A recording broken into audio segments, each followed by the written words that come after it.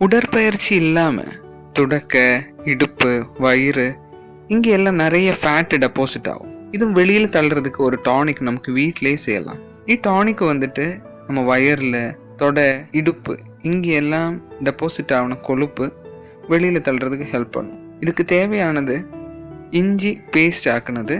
இஞ்சியில நமக்கு தேவையான நிறைய கம்போனன்ட்ஸ் இருக்கு. இந்த மூலிகை வந்துட்டு நம்ம பாடி டெம்பரேச்சர் இன்க்ரீஸ் பண்ணிட்டு தேவையில்லாம இருக்கிற கொழுப்பை வெளியில தள்ளும்.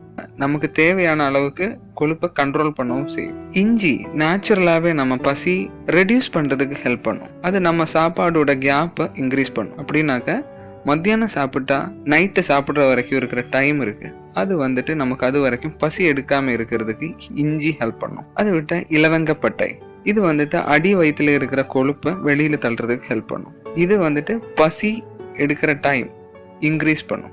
அதை விட்டா பிளட்ல இருக்கிற சுகர் லெவலை கம்மி பண்றதுக்கும் ஹெல்ப் பண்ணும். இலவங்கப்பட்டை தூள் பண்ணியது நம்ம எடுக்கிறது. ஆப்பிள் சிடர் வினகர், உடம்புல இருக்கிற மொத்த கொழுப்பையும் வெளியில தள்ளுறதுக்கு ஆப்பிள் சிடர் வினகர் ஹெல்ப் பண்ணும். இது ஃபில்டர்ட் இல்லை, நான் ஃபில்டர்டு தான் நமக்கு தேவையானது. பாடியில் இருக்கிற டாக்ஸிக்கும் அதிகமாக இருக்கிற வாட்டர் கண்டென்ட்டும் வெளியில தள்ளுறதுக்கு ஹெல்ப் பண்ணும்.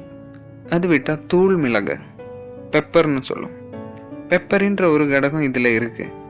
இது நம்ம பிளட்ல இருக்கிற கொழுப்பை வெளியில தள்ளுறதுக்கு ஹெல்ப் பண்ணுது. இது வந்துட்டு நம்ம தூள் பண்ணியதை தான் யூஸ் பண்றது. அது விட்டா தேன், நேச்சுரலான ஒரு ஸ்வீட்னர் தான் தேன். அது விட்டா நம்ம பாடிக்கு தேவையான எனர்ஜி திடீர்னு சப்ளை பண்றதுக்கும் தேன் ஹெல்ப் பண்ணும்.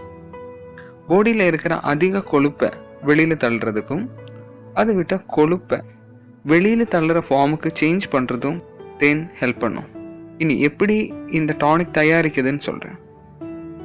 ஆப்பிள் சிடர் வினகர் 6 டீஸ்பூன், இலவங்கப்பட்டை தூள் 1/4 டீஸ்பூன், தூள் மிளகு 1/2 டீஸ்பூன், இஞ்சி பேஸ்ட் பண்ணியது 1 டீஸ்பூன், தேன் 2 டீஸ்பூன். இது எல்லாமே சேர்த்து நல்லா மிக்ஸ் பண்ணிட்டு நமக்கு ஒரு சின்ன பாட்டிலில் வேணா எடுத்துட்டு ஃப்ரிட்ஜில் வச்சுக்கலாம். இனி நமக்கு தேவையான டைம் எப்போன்னு சொல்கிறேன். மத்தியானம் சாப்பாடுக்கு ஒரு 10 நிமிஷம் முன்னாடி, நைட்டு சாப்பாடுக்கு ஒரு 10 நிமிஷம் முன்னாடி.